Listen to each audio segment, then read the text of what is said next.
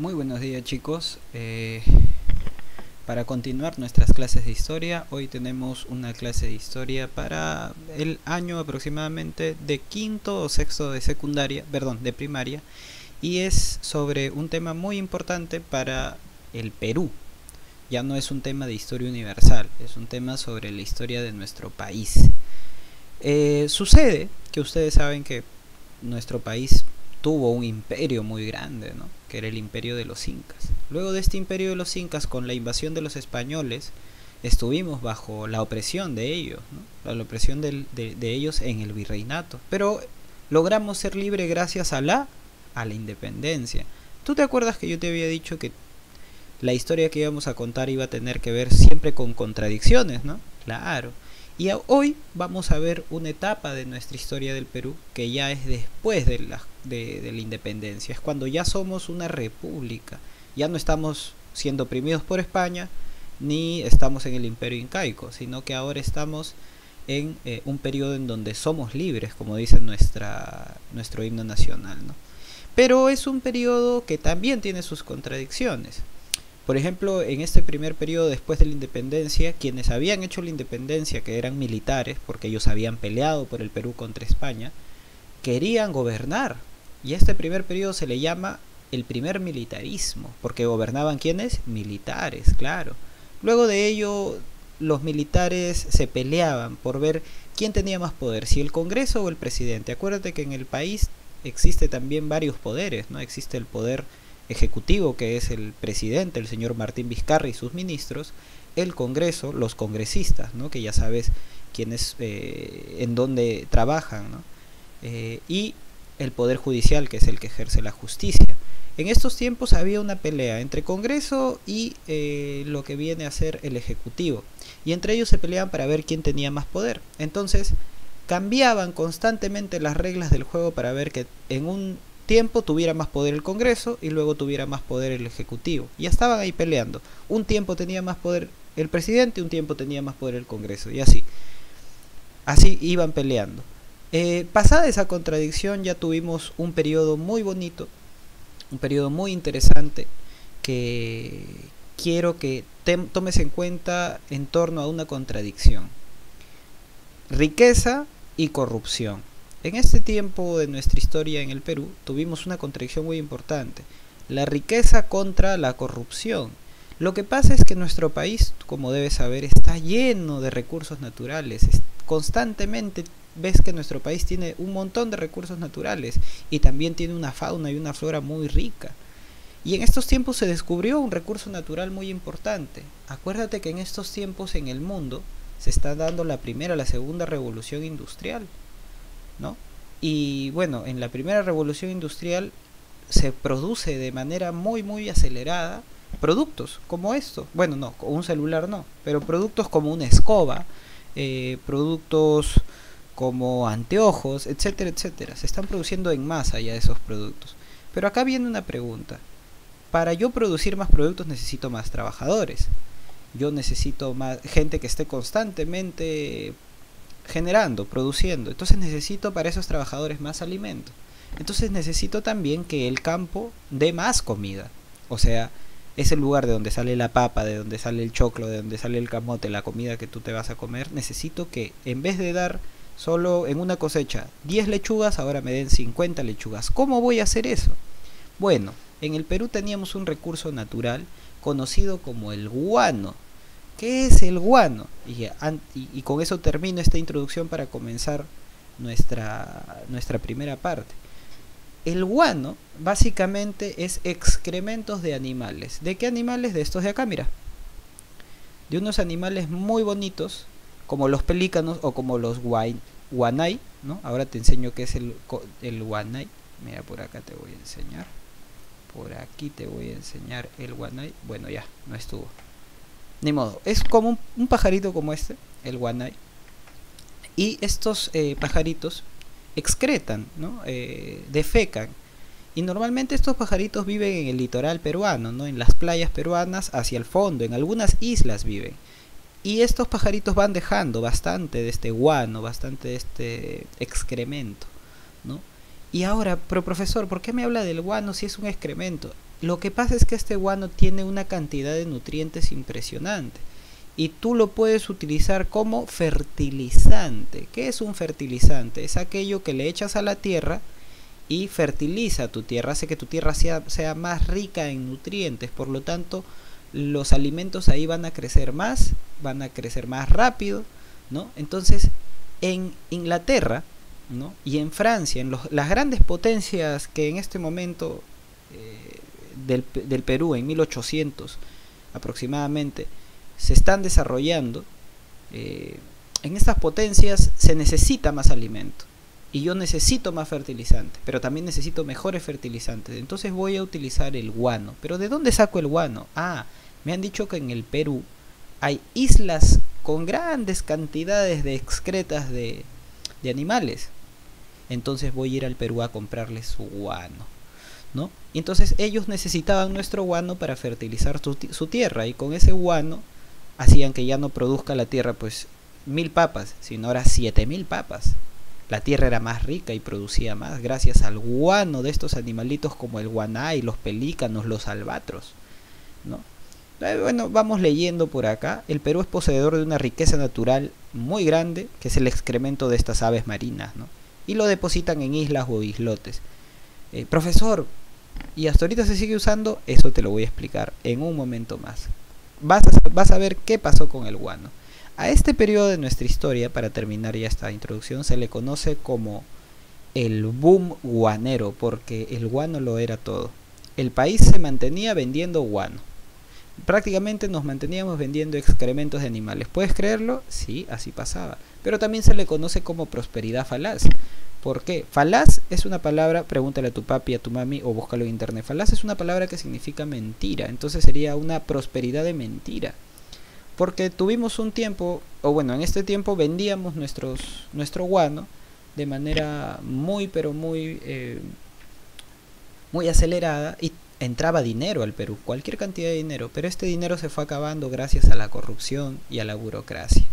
Lamentablemente la corrupción se terminó tragando todo el dinero del boom guanero, y por eso se le conoce como prosperidad falaz. Fue una prosperidad porque entraba dinero, pero la corrupción hizo que esta prosperidad se acabara muy rápido. Entonces por eso se le conoce como prosperidad falaz. Muy bien. Bueno, vemos por acá que dicen que el guano es un poderoso fertilizante que favorece el desarrollo agrícola. Exactamente, es cierto. Y bueno, acuérdate esto, no te vayas a olvidar. ¿Quiénes necesitaban guano para fertilizar sus tierras? Más que todo las grandes potencias mundiales en ese momento. Francia, Italia, Alemania, ¿no? Estas grandes potencias que luego van a entrar en la Primera Guerra Mundial. Pero bueno, continuemos. ¿Dónde se encontraban estas islas de guano? Las islas guaneras se encontraban en Chincha. Mira, al frente de la playa, al fondo, se encontraban unas islas que tenían bastante guano, ¿no? Y bueno, ¿quién era el dueño del guano? Bueno, el Estado peruano, nosotros, todos. Pero profesor, si todos somos dueños del guano, entonces ¿cómo Francia y Alemania o Francia e Inglaterra se van a llevar el guano? Bueno, hay varias formas de vender el guano. Mira por acá. El arrendamiento. Esto es un alquiler. Te voy a alquilar un pedazo de la isla para que tú cada cierto tiempo retires guano. Y así vas a tener fertilizante para tus tierras. Yo te alquilo un pedazo de la isla, ¿no? Se le alquilaron a señores como Francisco Quirós, ¿no? El señor pagaba anualmente un dinero y sacaba guano, ¿no? La venta. Bueno, los peruanos explotaban el guano, lo sacaban el guano y luego lo vendían directamente en costales, ¿no? ¿Quiénes fueron los que compraron? Mira, los ingleses, la casa inglesa Gibbs and Sons, Gibbs e hijos. Mira para acá. Mira, los ingleses, los franceses que estaban en pleno desarrollo necesitaban este recurso natural, ¿no? Entonces, acuérdate siempre quiénes nos compraban: Francia, Inglaterra, Alemania, todos esos países que eran potencias mundiales. Ya hemos visto el alquiler o arrendamiento, la venta directa, que es una venta nomás de costales, y las consignaciones. ¿Qué son las consignaciones? Y ahora viene el tema importante, una consignación. ¿Qué es una consignación? Una consignación no es más que un contrato. Yo lo que voy a hacer con una consignación es lo siguiente: voy a tratar con una persona muy importante y que tiene mucho dinero, y básicamente lo que le voy a decir es: tú me vas a dar un dinero y tú vas a ver qué haces con ese pedazo de isla, si lo explotas, si no lo explotas. No te lo estoy alquilando necesariamente para sacar guano. Tú ya verás si es que requieres sacar guano o no. Y eran contratos que se hacían con personas particulares. A estas personas particulares se les conoce como consignatarios, ¿no? Tienen un pedacito de las islas. Acuérdate este nombre, consignatarios, porque más adelante, luego de que pase inclusive la guerra con Chile, vamos a tener una etapa en donde estos consignatarios pierden el poder, pero para recuperarlo crean un partido, el Partido Civil. Pero bueno, terminemos esta parte. Ya te acuerdas las consignaciones, ¿no? Una persona particular habla con el Estado le da permiso para explotar las islas de guano y se convierte en consignatario.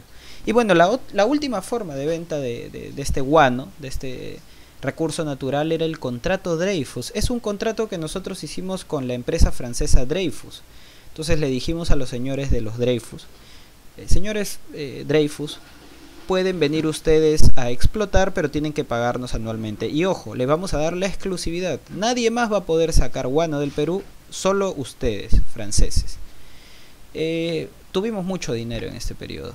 Mucho dinero porque el guano lo compraban en cantidades impresionantes, ya que como te dije, sin guano se producían 1000 papas, pero con guano ahora se producían 7000 papas. Teníamos más alimento para los trabajadores y los trabajadores producían más. El mercado se movía, la economía se movía.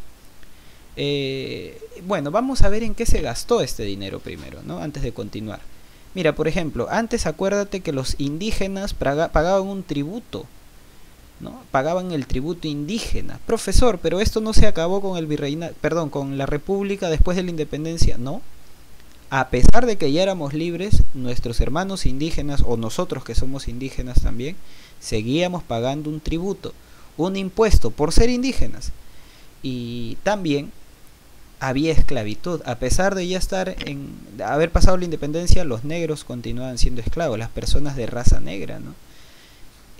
Para eliminar esto, se destinó un 7% de todas las ventas del guano a eliminar el tributo indígena y la esclavitud.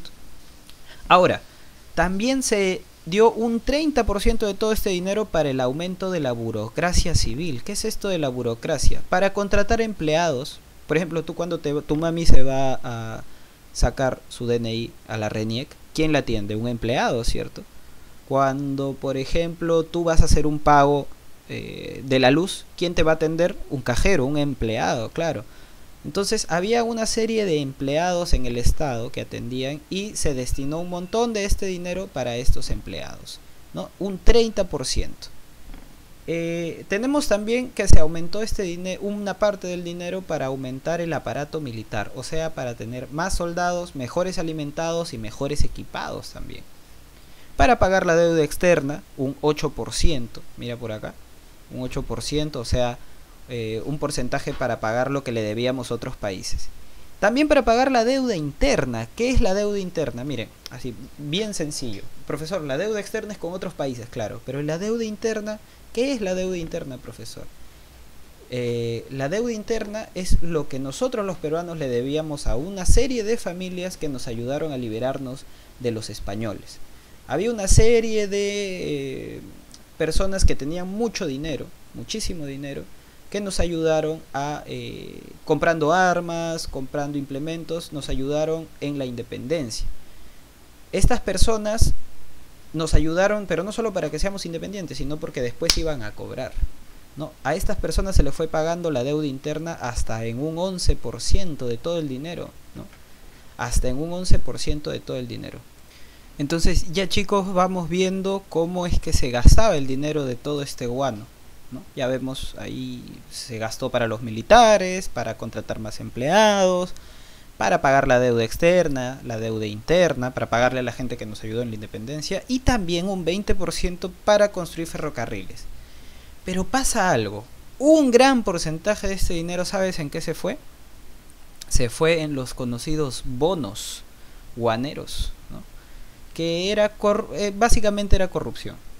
El Estado emitía unos bonos que compraba a alguien que quería comprar guano y decía, pues, por 1000, tú págame 1000 soles y yo te doy este papel que te hace acreedor a 1000 kilos de guano, a un sol el kilo de guano, ¿no? Claro, genial, espectacular, muy bueno.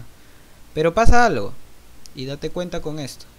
pasa algo muy, muy triste. Estas personas borraban los 1000 kilos de guano y ponían 5000. Entonces pagaban 1000 soles y se llevaban 5000. Entonces se generaba una falsificación de documentos y una corrupción terrible. Pero para ver cómo es que se daba esta corrupción, vamos a ver cómo se desarrollaba nuestro país, o cómo se desarrollaba la corrupción en torno a tres gobiernos. Los gobiernos de el señor Ramón Castilla. Vamos a ver por acá. Ramón Castilla, mira por acá. Vamos a ampliarlo. Y luego el gobierno del señor José Rufino Echenique. O sea, quiero que te acuerdes una cosa. ¿Cuáles fueron los gobiernos que tuvieron que ver con el boom del guano? El gobierno de Ramón Castilla, José Rufino Echenique, y luego Ramón Castilla vuelve a ser presidente. Pero vamos a revisar un poquito cómo estos señores gobernaron el país, ¿no? Primero, el gobierno de Ramón Castilla. El primer gobierno de Ramón Castilla fue un gobierno bastante bueno. Un gobierno en el que se estabilizó bastante esta pelea que existía entre quienes le querían dar más poder al presidente y quienes le querían dar más poder al Congreso. Esto se fue ordenando. El señor pacificó lo que viene a ser nuestro país y comenzó a ordenar muchas cosas, ¿no? Se dice que era un gobierno de luz en medio de las tinieblas, ¿no? Y bueno, vamos a ver algunas cositas que hicieron. Establece la venta del guano mediante el sistema de consignaciones. Esto que habíamos visto nosotros de las consignaciones, ya quien lo había hecho es el señor Ramón Castilla. Inicia el pago de la deuda externa. ¿Te acuerdas que te había dicho también entonces que habíamos pagado 8% de todo lo recaudado hacia la deuda externa? Claro, lo pagamos a Inglaterra, que nos había hecho préstamos antes. Reconoce la deuda interna. Esto es lo que te había comentado. Pagarle a las personas que nos habían ayudado en la independencia con su dinero, ¿no? Personas que, por ejemplo, familias que les habían dado préstamos a los ejércitos de San Martín y Bolívar para que venzan a los españoles, ¿no? Para comprar armas, para comprar uniformes. Estas familias eran familias terratenientes. Profesor, ¿qué significa terrateniente? No entiendo. Un terrateniente es aquel que tiene una gran extensión de terreno y que ahí cosecha, siembra, ¿no? Entonces a estos terratenientes se les fue pagando poco a poco su ayuda en la independencia. Se construye un ferrocarril, el ferrocarril Lima-Callao, interesantísimo. Yo quiero que te acuerdes eso porque eso va a venir en examen, ¿no? El ferrocarril Lima-Callao fue construido durante ¿qué gobierno? Tú me pones durante el primer gobierno de Ramón Castilla. No me vayas a poner solo el gobierno de Ramón Castilla, porque tiene un segundo gobierno, hay que especificar. Bueno, este señor también propone una alianza defensiva contra cualquier enemigo externo, pero de parte de los Estados de América, ¿no? Convoca a una reunión gigantesca de varios países entre 1847 y 1848, como podemos ver acá, para que todos se junten y definan defenderse contra cualquier amenaza fuera de América, ¿no? Más adelante llegan a nuestro país los culíes, inmigrantes chinos. A ver, quiero explicarte una cosa. Hasta este momento China se encontraba gobernada por los emperadores, ¿no? por los señores de la guerra. Y entonces mucha gente, por las hambrunas, por las cosas terribles que sucedían en China, comenzaban a viajar a otros países. Uno de ellos fue el Perú. Pero acuérdate que nosotros estábamos acostumbrados a vivir un sistema económico que también tenía esclavos. No esclavista, pero que también tenía esclavos. Pero con Ramón Castilla, más adelante, vamos a ver que ya no existen los esclavos. Y ya de por sí los esclavos están dejando de existir. Se está prohibiendo vender esclavos por ahí, tener esclavos. Y si no hay esclavos, entonces, ¿quién va a hacer los trabajos más duros? Porque en estos tiempos se estaba acostumbrando, o se había acostumbrado al país a que siempre hubiera alguien que haga el trabajo, el peor trabajo.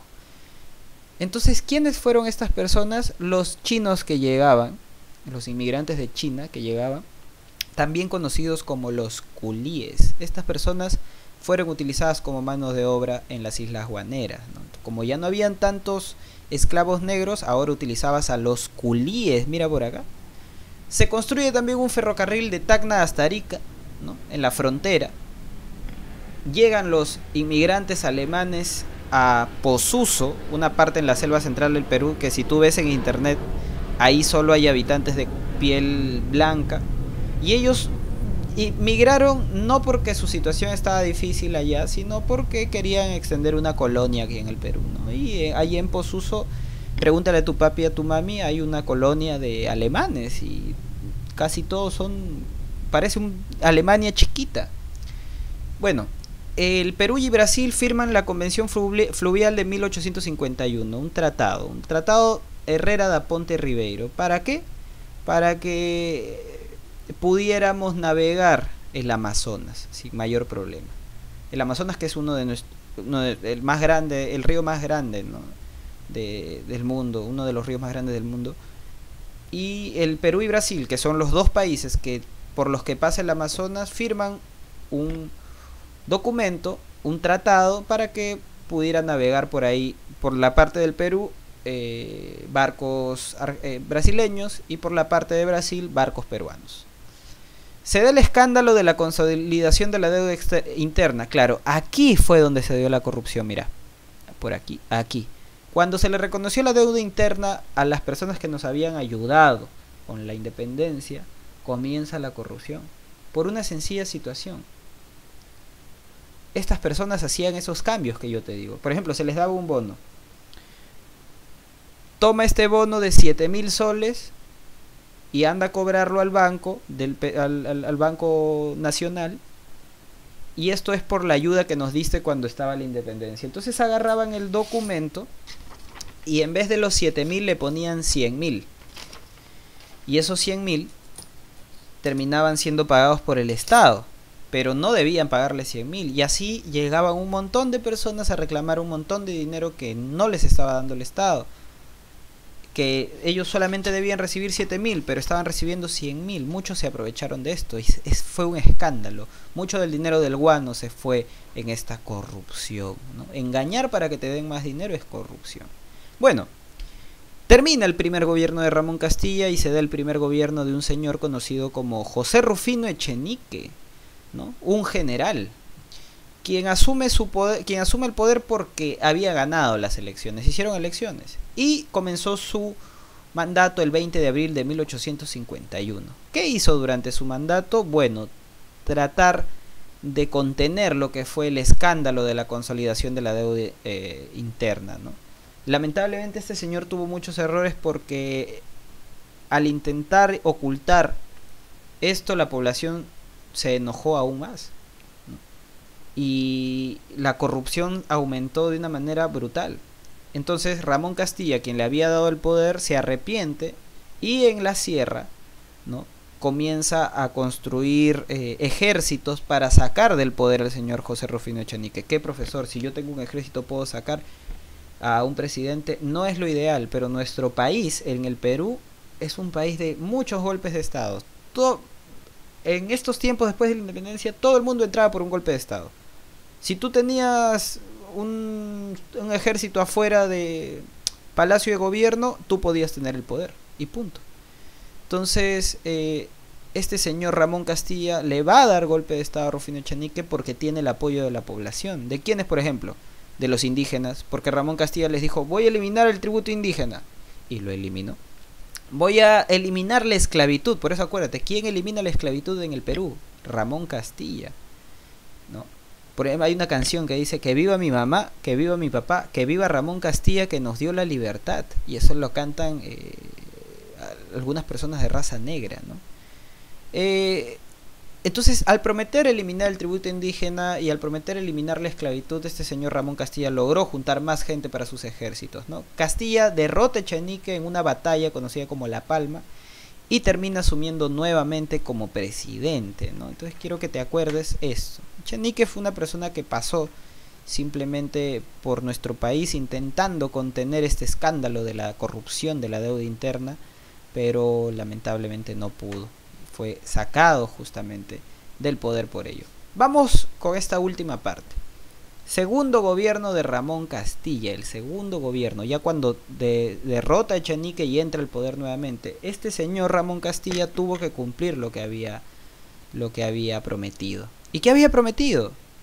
Había prometido eliminar el tributo indígena y eliminar la esclavitud. Y sí, así pasó. El señor continuó ordenando nuestro país, continuó institucionalizándolo, dejando que las peleas que había antes entre un sector o el otro sean eliminadas con el tiempo. Pero también continuó con la modernización de nuestra Lima, ¿no? Construyó un ferrocarril Lima-Chorrillos, otro más.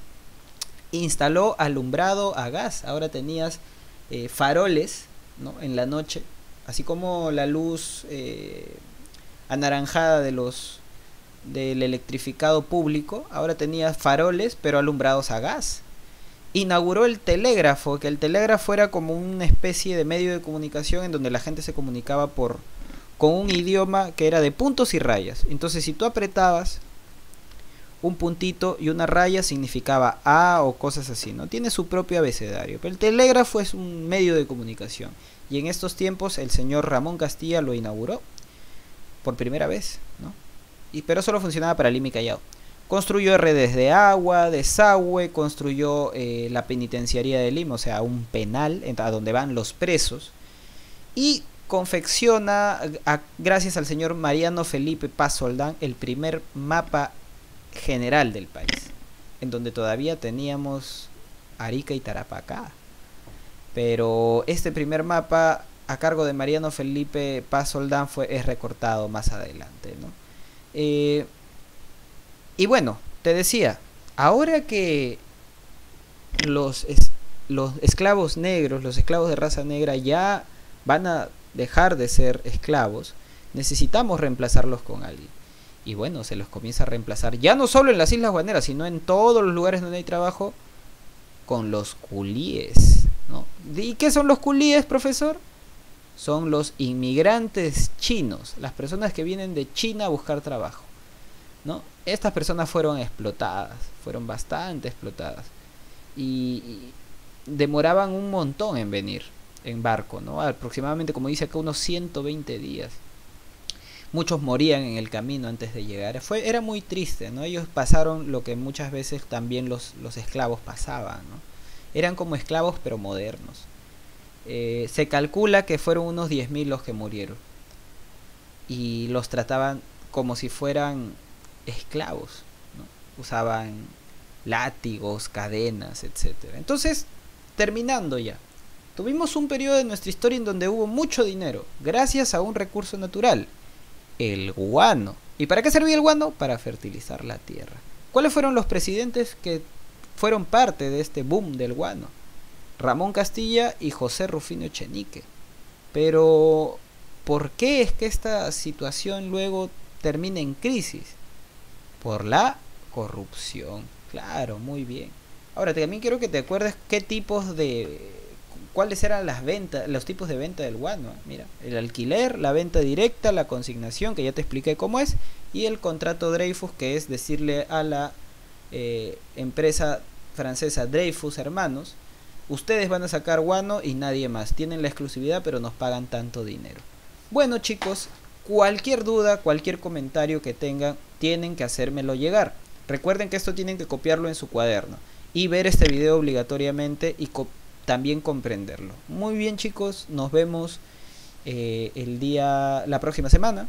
Perdón, nos vemos la próxima semana, espero que les haya gustado. Nos vemos.